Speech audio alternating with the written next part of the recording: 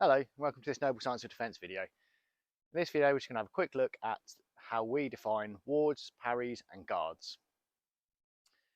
In George Silver's works, he often mentions wards. He does not mention parries at all. I think that's because the word has not actually made it into the English language by this point.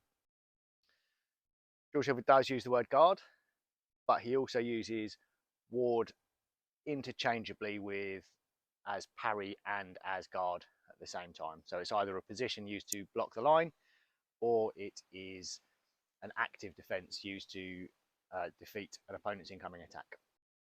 For us, we've separated them into three separate techniques so that the student can understand what it is that they're doing on each action. If I say ward when I need them to defend an attack, they may get confused as to which one they're trying to use. So very simply, a guard is a static position that is used to block my line and prevent my opponent from being able to reach me.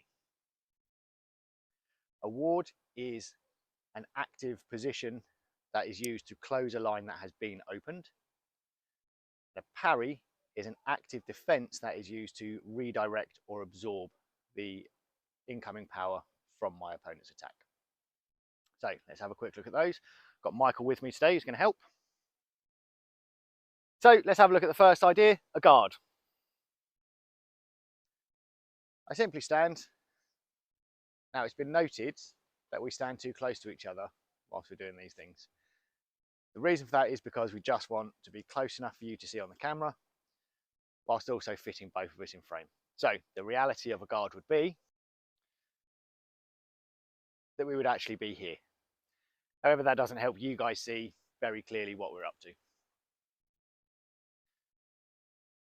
So a guard is simply a static position.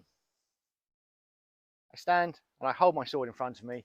This prevents my opponent from being able to close on me. If I stand in front of you, my guard is usually held like this. This is my forehand guard.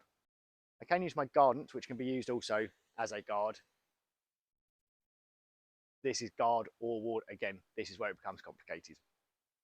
So if I'm beginning the fight and trying to prevent my opponent coming towards me, I'm using it as a guard. If I'm static, I am using it as a guard. So I can guardant here as a guard, and I can forehand with a guard here. You can see this sits on my center line and covers, stops my opponent being able to get to me. So a ward is used to close a line. So if my opponent is on my outside, I would step this way. Now this opens my outside in my opponent's view. So if you are my opponent and I step here, from this direction, you can now see more of my outside than you can of my inside. So in that instance, as I step, I would use my ward, close my outside line. At the same time, if my opponent moves to try and gain an advantage on me, for example, Michael moves to my outside, and I simply follow him with my hilt, and I close him down using a ward. Michael wants to move to the inside. It's the same, I close the line. When he moves to take an angle, he's looking to create an opening that he can use. So I close the opening as soon as he makes it. This is how we use wards. If Michael moves to my outside, all I have to do is move my hilt to close that line, and now he cannot see my outside. You'll notice the same as Michael moves to my outside, he also makes an outside ward, because this then closes his outside to me. If Michael were to step to my outside and leave his guard in place, then he opens himself to me. So he gives me his line. If Michael moves to the outside and I don't make a ward, just leave my guard where it is, then you'll see he can come straight in and he's achieved the line that he was trying to claim. Whereas Michael attempts to make the outside, both of us ward at the same time, and then you'll find neither of us has a direct line of attack to their opponent. To make this just a little bit safer, this is good, this is better. So I'll take a small step or a shift and move my body offline as well. So that's how we use a ward, it's to close a line. It's both active and passive. I'm not passively standing and waiting, but I'm also not actively moving them out of the way. I'm just being aware that they're making an opening and I just want to close that opening down so that they can't take the advantage that they're trying to achieve by moving offline.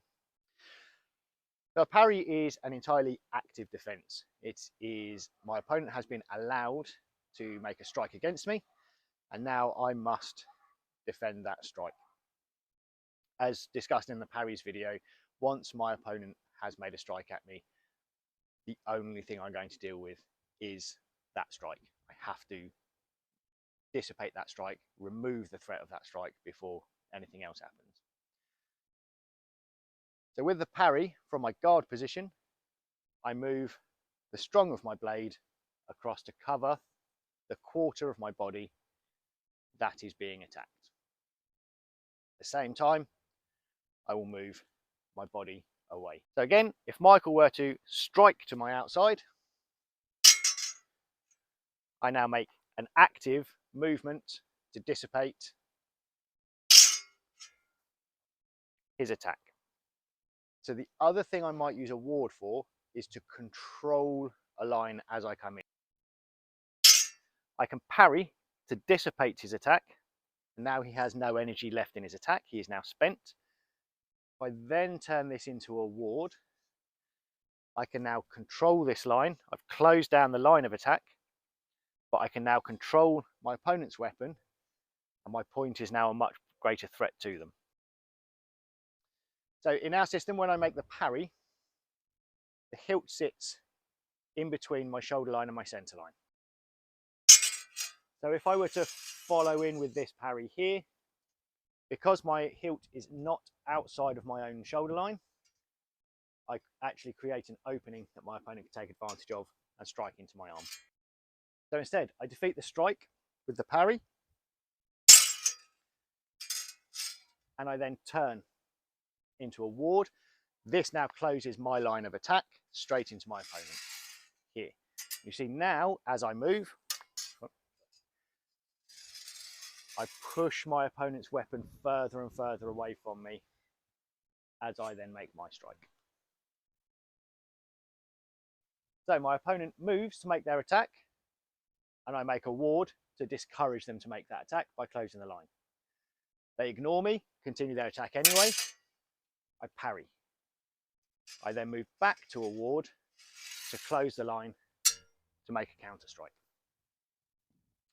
All of this began with a guard that forced my opponent to move one way or the other in the first place.